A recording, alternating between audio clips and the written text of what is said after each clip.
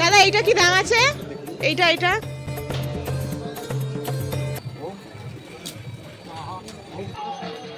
আমার তো খুব ভয় করছে।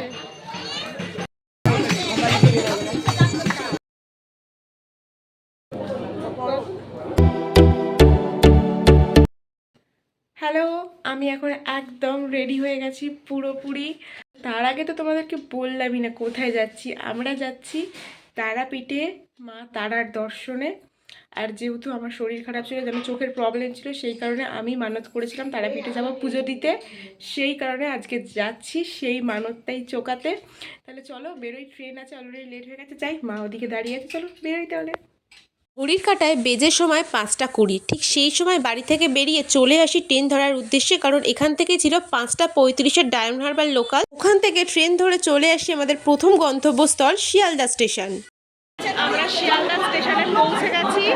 আর ট্রেন কত নাম্বারে দেবে এখন পর্যন্ত জানি না। শিয়ালদা স্টেশনে কিছুক্ষণ অপেক্ষা করার পর 6টা 38-এ টাইম টেবিলে দিয়ে দিল মা তারা এক্সপ্রেস কত নাম্বার প্ল্যাটফর্মে আসবে আর ঠিক কোন সময় ছাড়া হবে। অ্যানাউন্সমেন্ট শুনে আমরা যেই প্ল্যাটফর্মের দিকে এগোতে শুরু করলাম, ঠিক সেই সময়তেই ট্রেন আমাদের হাজির, আজকের মা তারা এক্সপ্রেস। এই ট্রেন চড়ে যাব আজকে আমরা মাকে দর্শন করতে। আমার পিছনেই দাঁড়িয়ে আছে মা তারা এক্সপ্রেস। ট্রেন দিয়ে দিয়েছে 7টা 20-তে ছাড়বে। ট্রেন ঢুকেছে ওই 7টা নাগাদ। অনেক দিন বাদে মা তারা এক্সপ্রেসে অ্যানাউন্স করলো।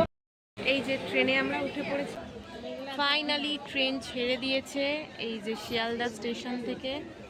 ট্রেন কিন্তু তার কথা রেখেছে, একদমই রাইট টাইমে শিয়ালদা স্টেশন থেকে ছেড়েছিল 7টা 20 নাগাদ। ট্রেনে ওঠার আগে আমি আমার ব্রেকফাস্ট নিয়েই উঠেছিলাম। 3 পিস পরোটা আর তরকারি নিয়েছিল 20 টাকা। খেতে মোটামুটি ভালোই ছিল। প্ল্যাটফর্ম থেকে কিনেছিলাম রাজুদার পরোটা, যদিও বা ফেমাস হলেও সেটা নেওয়ার সুযোগ পাইনি।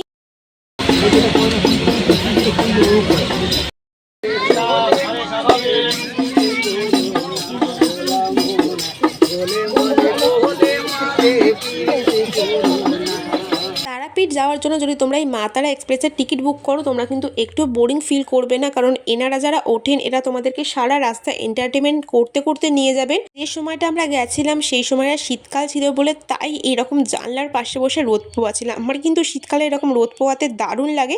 সব কিছু করতে করতে ফাইনালি চলে আসলাম তারাপীঠ। আমরা প্রত্যেকবার আসলে রামপুরহাটেই নামেই, বাট এবারে তারাপীঠ রোডে নেমে প্রচুর বড় ভুল করেছিলাম।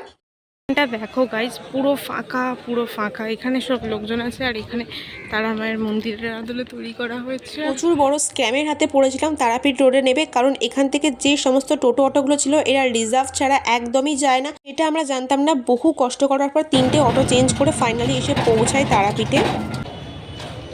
আমরা এখন হোটেলের দিকে যাচ্ছি।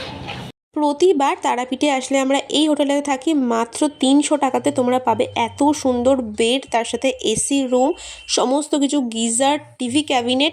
আমি ডেসক্রিপশানে সব ডিটেলস ফোন নাম্বার দিয়ে রাখবো, তোমরা চেক করে নিও। তাছাড়া তারাপীঠের পার্ট 1 ভ্লগে আমি সবটা ডিটেলসে শেয়ার করেছি, ওখানে চেক করে নিতে পারো।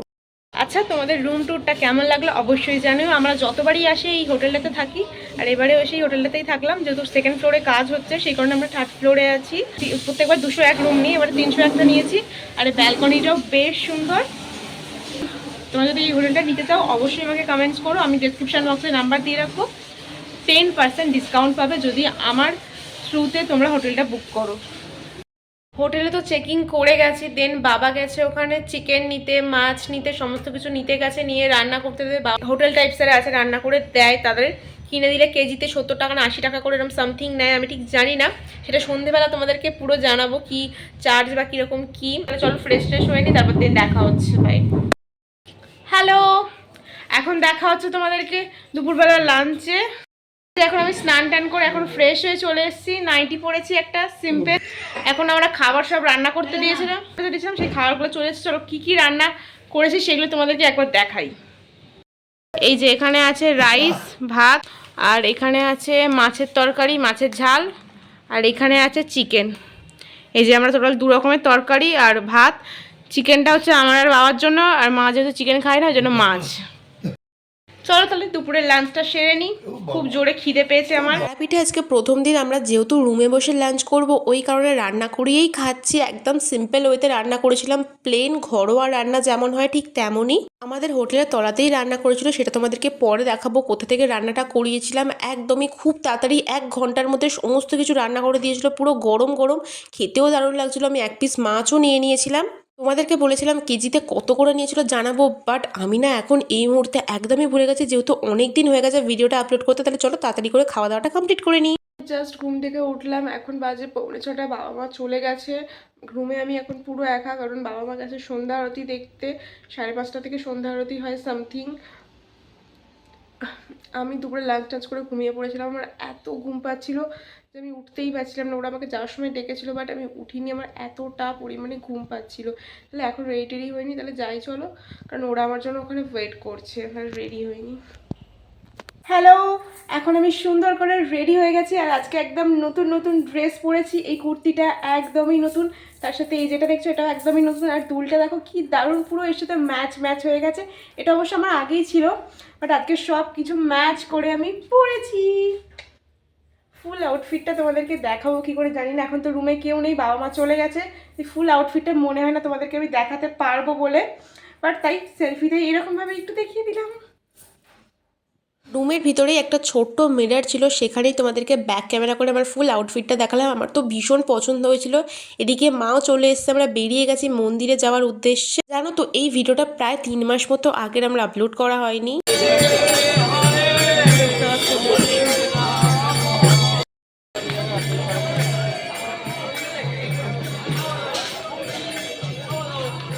তারামা সরণির ভিতর দিয়ে প্রবেশ করলে শয়ে শয়ে রাস্তার দুধার দিয়ে ভীষণ সুন্দর সুন্দর প্রচুর জিনিসের দোকান তোমরা দেখতে পাবে। যেমন মা তারার মূর্তি, পিতল কাঁসার দোকান, এরকম প্যারার দোকানও দেখতে পাবে, যে প্যারাগুলো খেতে কিন্তু অসম্ভব সুন্দর হয়। এরকম প্রচুর দোকান দেখতে পাবে, আর প্রচুর কিন্তু ভিড়ও ছিল সেই সময়। আমি এখানে অনেকগুলো মূর্তি দেখার পর ফাইনালি একটা নিয়েছিলাম আমাদের বাড়ির জন্য, বেশ বড়সড় একটা। দাদা এইটা কি দাম আছে? এইটা 300 টাকা।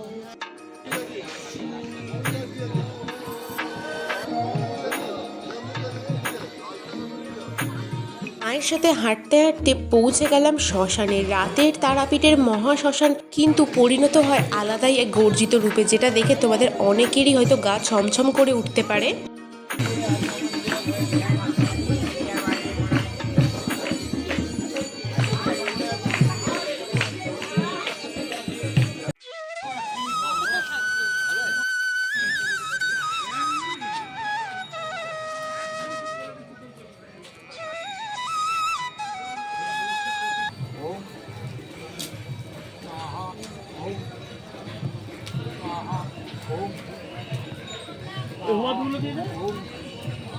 ওই তো দেবে ঠাকুর নিতে আছে।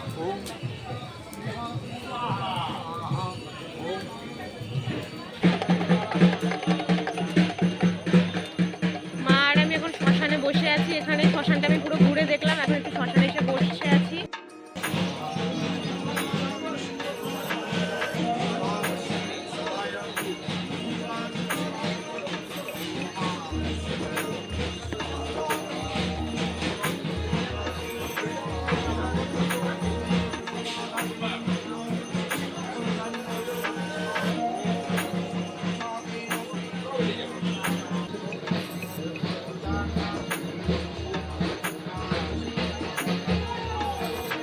আমার তো খুব ভয় করছে। রুমে যাবো।